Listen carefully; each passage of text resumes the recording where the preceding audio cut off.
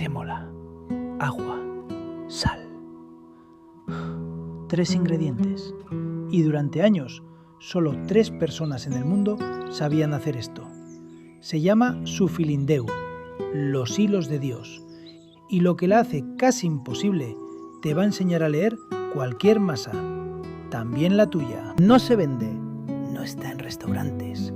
La llaman la pasta más rara del mundo y es un plato de ofrenda. Según la tradición, lleva más de 300 años preparándose casi solo 2 veces al año, en mayo y en octubre. En Cerdeña, en la región de Nuoro, miles de peregrinos caminan más de 30 kilómetros hasta el santuario de San Francesco di Lula. Al final del camino les espera esto: hilos finísimos rotos en un caldo de oveja.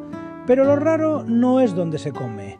Lo raro es que casi nadie en el mundo sabe hacerla. Para entenderlo, mira las manos. La masa se estira entre los dedos y se dobla.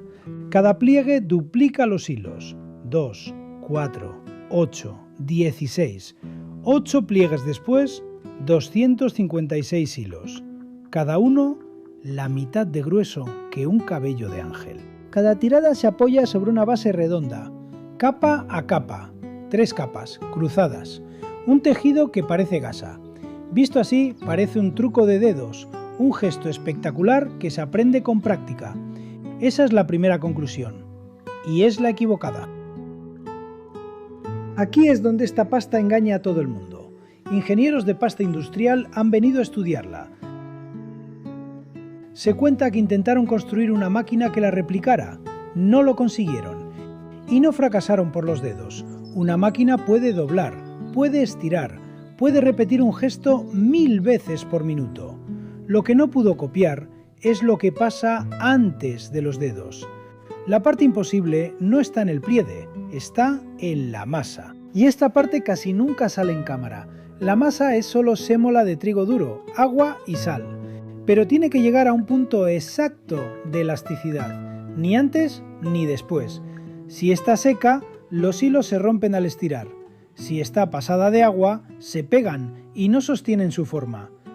El margen es mínimo y no se mide, se siente. Por eso, mientras trabaja, la maestra corrige la masa constantemente, con 2 herramientas que parecen la misma cosa y hacen lo contrario: agua y salmuera. El agua hidrata y relaja, afloja la red de gluten. La masa cede, se deja estirar. La sal hace lo contrario, tensa esa red, le da nervio, fuerza para afinarse sin romperse. Demasiada agua, hilos sin cuerpo. Demasiada sal, hilos que se parten. Ella va alternando un toque de agua, un toque de salmuera, amasar, escuchar con las manos, hasta que la masa deja de resistirse y empieza a obedecer. Eso no se puede escribir en una receta. La receta se copia, las manos se heredan. Cuando los hilos están tendidos en 3 capas cruzadas, el disco se saca a secar al sol. Cruzar las capas no es estética, es estructura.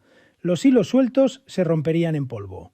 Cruzados, se sueldan entre sí al secarse y forman una lámina que se puede manejar.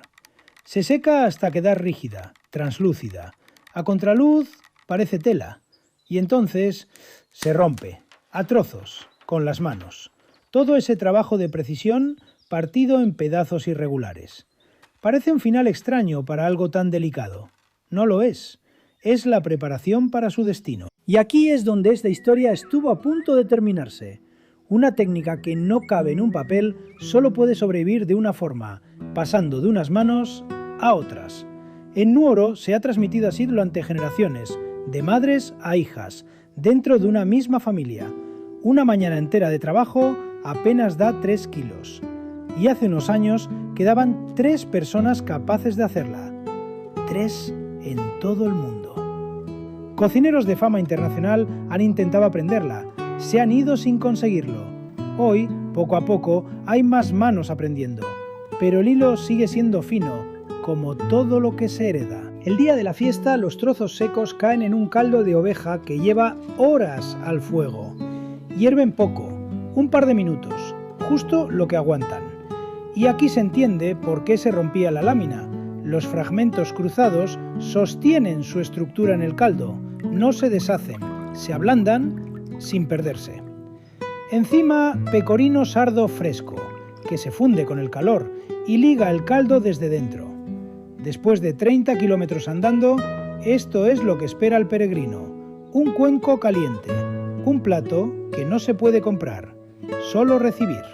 Tú no vas a hacer su filindeu, yo tampoco, pero su lección cabe en cualquier cocina. Toda masa vive entre dos fuerzas: el agua la relaja, la sal la tensa.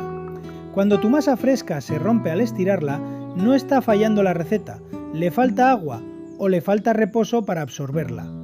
Cuando se encoge y vuelve atrás como una goma, no necesita más fuerza, el gluten está tenso y solo el reposo lo afloja.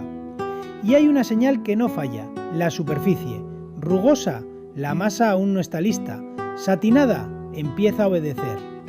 Deja de mirar solo el reloj, aprende a escuchar la masa con las manos. Su filindeu no es un plato, es una prueba de que la parte más importante de una receta es la que no se puede escribir.